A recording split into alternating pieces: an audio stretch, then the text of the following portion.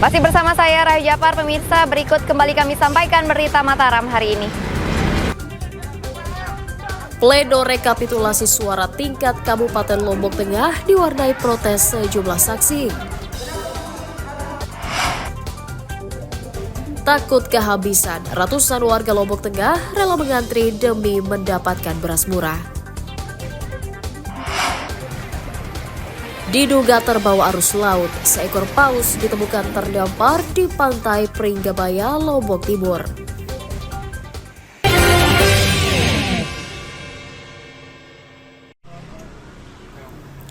Pria berinisial SH 36 tahun diringkus Satuan Reserse Kriminal Polresta Mataram karena mencuri sepeda motor mantan mertuanya di Kecamatan Narmada.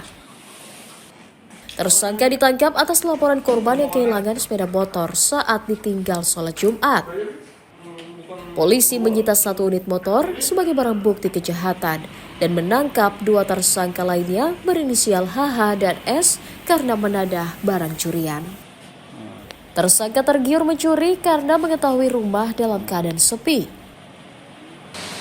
3 terduga pelaku, di mana masing-masing terduga pelaku ini perannya masing-masing. Ada yang memang pemetik dalam artian kendaraan tersebut memang terparkir kunci nyantol.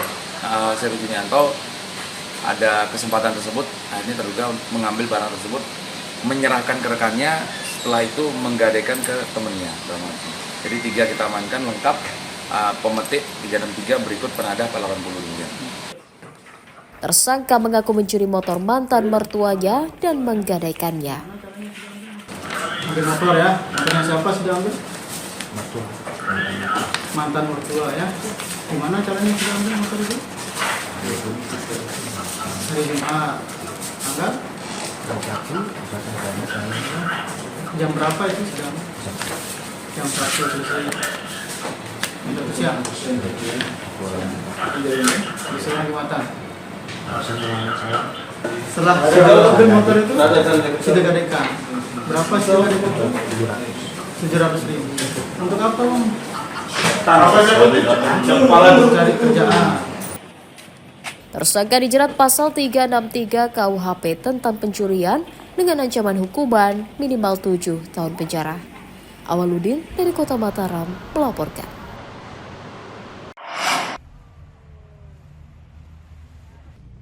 Sejumlah petani di Desa Puyung, Kecamatan Jonggat, Kabupaten Lombok Tengah mulai memanen padi pekan ini. Meski dibarengi cuaca yang kurang bersahabat, namun petani mengaku hasil panennya bagus dan memuaskan.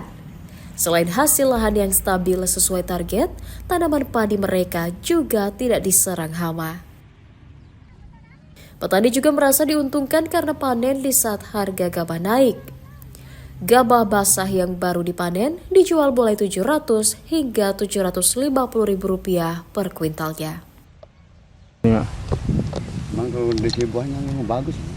Bagus ya, nggak ada yang nggak berisi gitu. Tidak ada. Oh, ini panen pertama. Pertama. Mak, dengan kenaikan harga beras ini gimana ini, Mak? Menguntungkan nggak bagi petani?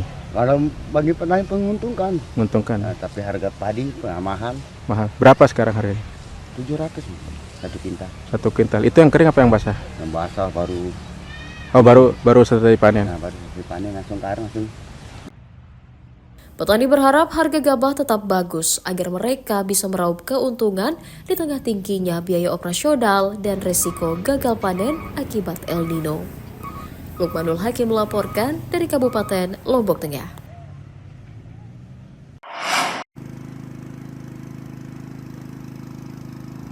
Hektaran lahan pertanian di sejumlah wilayah di Kabupaten Lombok Timur mulai mengering karena terbatasnya air irigasi. Hujan yang tidak menentu juga menyebabkan tanaman tidak tumbuh optimal. Seperti di Desa Pringgabaya Utara, warga memanfaatkan air sumur untuk mengairi lahan. Hal itu dilakukan untuk mempertahankan tanaman tembakau agar tetap hidup. Kekurangan air menyebabkan sebagian tanaman gagal tumbuh. Susah, airnya susah walaupun keadaan hujan kayak gini, Tapi ini airnya yang di pengaliran itu irigasi tidak besar. Jadi kita mau pakai air sumur saja baru bisa hidup. Kalau tidak ada sumur setiap kawasan persawahan, tentunya kita tidak bisa nanam apa-apa. Sumur ini Pak punya siapa Pak? Ini yang punya tanah, kita gali sendiri. Terus kalau mesin dan ini kita sendiri yang usaha. Kita beli sendiri, kita semuanya beli. Tidak ada yang dari pemerintah untuk petani. Selain berharap hujan segera turun, petani meminta Pemda membantu penyediaan bibit gratis untuk mengganti tanaman yang mati. Muhtadun melaporkan dari Kabupaten Lombok Timur.